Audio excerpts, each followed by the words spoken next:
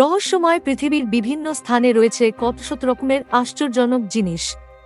তেমনি এক হ্রদের কথা জানা গেছে, যে হ্রদে নামলেই পাখিরা মারা যায়। শুধু তাই নয়, মারা যাওয়া পাখি পাথর আকৃতিও ধারণ করে। ভয়ঙ্কর এই হ্রদটির নাম নেট্রন। দক্ষিণ আফ্রিকার দেশ তানজানিয়ার উত্তর প্রান্তে রয়েছে এই হ্রদ। এটি একটি লবণাক্ত হ্রদ। এই হ্রদের আশপাশে কোনো জনবসতি নেই। দৈর্ঘ্যে ৫৭ কিলোমিটার এবং প্রস্থে ২২ কিলোমিটার নেট্রন হ্রদে এওয়াসো নাইগ্রো নদীর পানি এসে পড়ে। আশপাশের বেশ কয়েকটি উষ্ণ প্রস্রবণের পানিও এই হ্রদে পড়ে। ফলে বিভিন্ন খনিজে সমৃদ্ধ এই হ্রদের পানি। আগে এই হ্রদ নিয়ে অনেক কথা শোনা গেলেও প্রামাণ্য তথ্য কিছু মেলেনি কোনো দিনই। ২০১১ সালে নিক ব্রান্ট নামে এক বন্যপ্রাণ চিত্রগ্রাহক নেট্রন হ্রদের সামনে গিয়ে চমকে গিয়েছিলেন। হ্রদের পাড়ে ছড়িয়ে ছিটিয়ে পড়েছিল অসংখ্য পশু পাখির দেহ।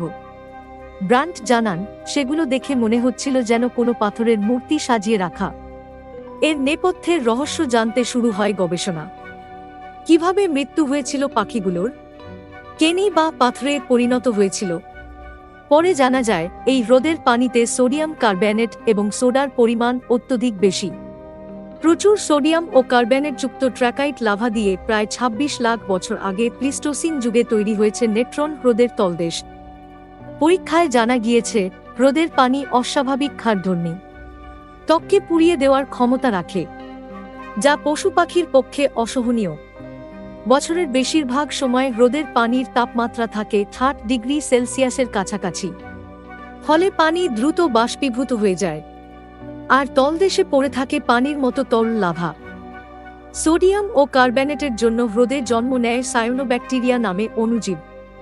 এই অণুজীবের শরীরে লাল রঞ্জক থাকে, ফলে হ্রদের পানি লাল রঙের হয়। বিজ্ঞানীরা বলছেন, এই রঙেই আকৃষ্ট হয়ে পশু পাখি হ্রদে নামে। কিন্তু পানির অতিরিক্ত ক্ষারধর্মিতার জন্য সেগুলোর মৃত্যু হয়।